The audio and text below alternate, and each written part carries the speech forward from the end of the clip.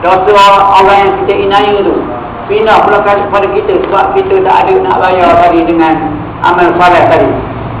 Lebih-lebih lagi maknanya pada dinar dan dirham tadi, emas dan perak memang tak ada dah akhirat besok.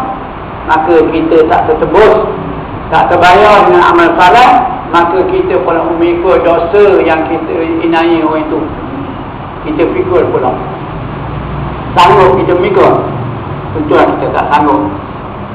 Sebab dosa kita pun kita tak fikir, apalagi kita nak mikul mana dosa orang.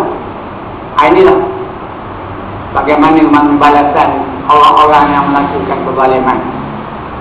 Maka dengan sebab itu peliharalah ataupun jagalah amal kamu di dunia dan di akhirat. Amal kita dalam dunia ni jangan kita rosakkan, jangan kita musnahkan, jangan kita abaikan, supaya tidak akan diambil buat pembalasan dosa yang telah kamu kerjakan dan dipikulnya di hari kiamat nanti. Kita kena jagalah amal soleh kita, supaya amal soleh kita ni tidak lari ke mana, melainkan ada di samping kita. Lagipun kata dia, tidak akan diambil buat pembalasan dosa yang telah kamu kerjakan dan pikulnya di hari kiamat nanti. Kalau sombong kita dapat, maknanya kita katakan menebus semasa dalam dunia, maka alhamdulillah. Kalau kita tak dapat tebus, maka di hari akhirat besok amal soleh kita tak akan lari kepada kita. Maknanya pindah kepada orang yang kita inai. Maka Islam menghendaki umatnya supaya segera meminta maaf di atas setiap kezaliman yang dilakukan sesama manusia semasa hidup di dunia ini. Semasa hidup di dunia ini lah kita nak datang menerpa kepada mereka. Ataupun itulah sebab kita maknanya hari baik, bulan baik, orang kata ada 2 hari dalam setahun diberi oleh Allah Ta'ala, hari raya fitrah dan hari raya haji. Itulah masa sepatut kita menemui, kita maknanya bermaaf-maafan. Hari lain pun boleh, kadang hari lain tu kurang bermesra kali, tapi terbuka luas mesra yang begitu maknanya kita katakan memuncak 2 hari raya tu, hari raya fitrah dan hari raya haji. Maka kita hulurkanlah salam kita dan di samping kita memohon maknanya redha di atas silapan kita yang telah kita lakukan pada masa yang lalu terhadap pada orang yang kita inai itu. Maka sebab itu Islam menghendaki umatnya supaya segera meminta maaf di atas setiap kezaliman yang dilakukan sesama manusia semasa hidup di dunia. Maka amalan-amalan kebaikan yang dilakukan di dunia akan terhapus disebabkan kezaliman. Ini yang kita takut. Ini patut kita berjaga. Inilah patut yang kita bimbangi.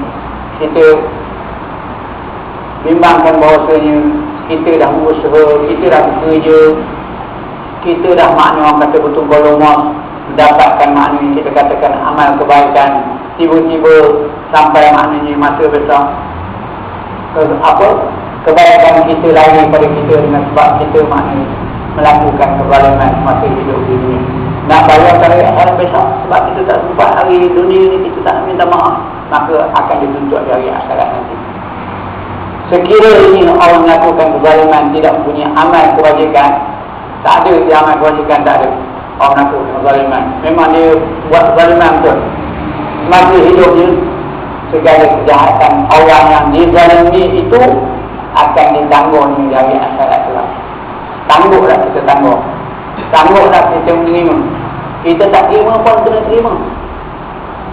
Sebab itu sudah menjadi maklum hukum. Walau bagaimana pun berpindah, dosa orang yang kita inaya itu kita kena tanggung dan kita kena pikul. Maka jangan jadikan diri kamu diseksa dengan azab-azab Allah yang sangat pedih.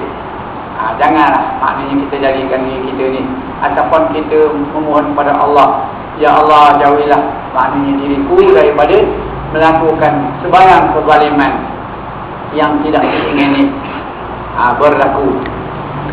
Maka ini selalu kita maknanya memohon selamatkan diri kepada Allah Subhanahu wa taala.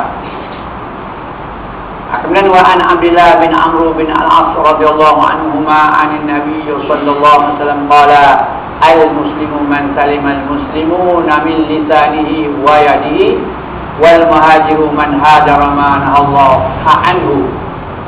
Daripada Abdullah bin Amr bin Al-As radhiyallahu anhuma, daripada Nabi sallallahu alaihi wasallam sabdanya, orang muslim ialah orang-orang yang terselamat daripada kejahatan lidahnya. Itulah dinamakan orang muslim.